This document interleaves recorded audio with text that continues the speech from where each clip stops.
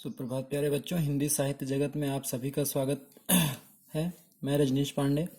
आज हम हिंदी साहित्य के दूसरे पाठ, जिसका शीर्षक है तीर्थ यात्रा, को लेकर के आपके सम्मुख उपस्थित हुए हैं। पाठ का शीर्षक है तीर्थ यात्रा। तीर्थ यात्रा से तात्पर्य आप समझ रहे होंगे, धार्मिक स्थलों का भ्रमण।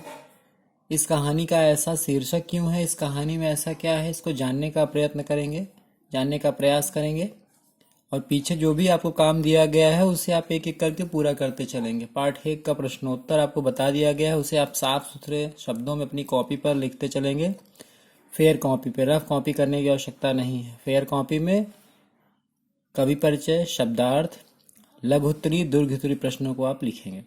तो इस क्रम में आज दूसरे पाठ को हम पढ़ने चल रहे हैं, जिसका शीर्षक है तीर्थ यात्रा। ये एक कहानी है और इस कहानी का ऐसा शीर्षक क्यों है, ये निश्चित ही कौतूहलता का विषय है। और इस कहानी के रचयिता सुदर्शन है। ठीक है, तो सर्वप्रथम सुदर्शन जी के बारे में हम और आप थोड़ा सा जान लें। कहानीकार सुदर्शन प्रेमचंद की परंपरा पर चलने वाले साहित्यकार हैं। इनका जन्म 1893 में पंजाब राज्य के सियालकोट नामक स्थान पर हुआ था। इनका मूल नाम पंडित बद्रीनाथ भट्ट था। इन्हें गद्य और पद्य अर्थात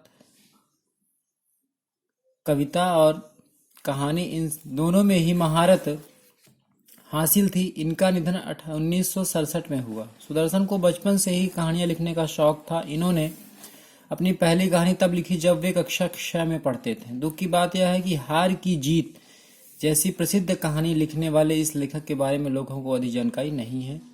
उनकी यह कहानी सन 1920 में सरस्वती पत्रिका में प्रकाशित हुई। बहुत ही प्रसिद्ध कहानी है इनकी, हार की जीत। हो सकता है आप लोगों ने पढ़ा भी हो। ठीक है, तो ये इनका एक छोटा सा जीवन परिचय है। इनकी कुछ प्रमुख कहानी संग्रह भी हैं, पुष्पलता, सुप्रभात, परिवर्तन, ठीक है, पनघट, नगीना इत्यादि। इनका प्रसिद्ध उपन्यास भागवंती है। तो ये कवि का परिचय हुआ सुदर्शन जी का, जिन्होंने बहुत ही अल्पायु में कक्षा 6 में ही कहानी लिखना शुरू कर दिया था। उनकी एक बड़ी प्रसिद्ध कहानी है हार की जीत। उन्हीं की ये प्रसिद्ध कहानी है तीर्थ यात्रा। इस कहानी में है क्या, देख लेते हैं।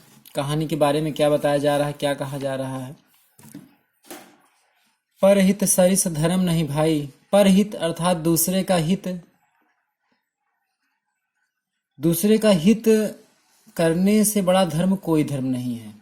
ये जो पंक्ति है इसका यही भावार्थ है, इसका केंद्रीय भाव यही है कि दूसरे का कल्याण या दूसरे का हित करना, इससे बड़ा और कोई कार्य है ही नहीं संसार में।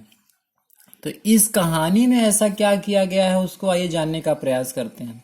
ठीक है, और आशा नहीं अपेक्षा भी है कि आप लोग भी परहित करने में पीछे नहीं हटेंगे। ठीक है, तो आइए कहानी शुरू करते हैं। लाजवंती के यहाँ कई पुत्र पैदा हुए। यहाँ पे एक कहानी की मुख्य पात्र है जिसका नाम लाजवंती है। लाजवंती के यहाँ कई पुत्र पैदा हुए, मगर सबके सब बचपन में ही मर गए। आखिरी पुत्र हेमराज, उसका जो सबसे आखिरी पुत्र था उसका नाम हेमराज था। हेमराज उसके जीवन का सहारा था। उसका मुख देख कर वह पहले बच्चों की मौत का दुख भूल जाती थी। यद्यपि हेमराज का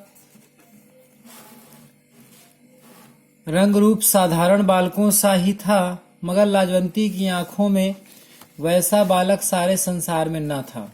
स्वाभाविक सी बात है, जिसके ढेर सारे पुत्र गुजर गए हों, तो अगर उसका कोई भी एक पुत्र इकलौता बचेगा तो वह उसे अत्यधिक स्नेह करेगी। उसकी निगाह में, उसकी दृष्टि में उसका रूप रंग मायने नहीं रखता। क्योंकि उसने उसको जन्म दिया है, इसलिए उसके लिए वह संसार में सबसे सुंदर है, सबसे ज्यादा प्रिय है।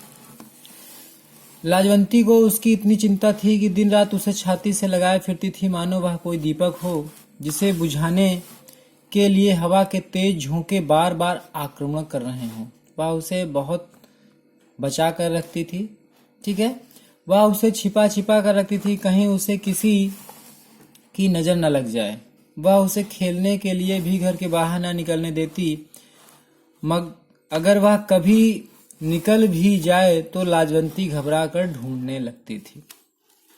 तो इस कहानी के पहले पैरा में हमने देखा कि लाजवंती है। लाजवंती के यहाँ कई पुत्रों का जन्म होता है, परंतु सबके सब काल कबलित हो जाते हैं, गुजर जाते हैं। और उसमें एक पुत्र बचता है जिसका नाम हेमराज था। हेमराज को लाजवंती बहुत प्यार दुलार करती है, उसे बहुत ही संभाल के रखती है। ठीक है। गांव की स्त्रियां कहती हैं, हमारे भी तो बच्चे हैं, तू जरा जरा सी बात में यूं पागल क्यों हो जाती है। लाजवंती यह सुनती तो उसकी आंखों में आंसू लहराने लगते। भर्राए हुए मतलब जैसे व्यक्ति जब कोई भावना के वशीभूत होता है तो गला रुंध जाता है, आवाज साफ नहीं आती। भर्राए हुए स्वर में उत्तर देती, क्या कहूँ, मेरा जी डर जाता है। स्वाभाविक सी बात है, जिसके साथ इतनी बड़ी दुर्घटना हुई हो, जिसके ढेर सारे बच्चे असमय मृत्यु को प्राप्त हो गए हों, तो वह अपने आखिरी पुत्र के प्रति इतना स्नेह करेगी ही।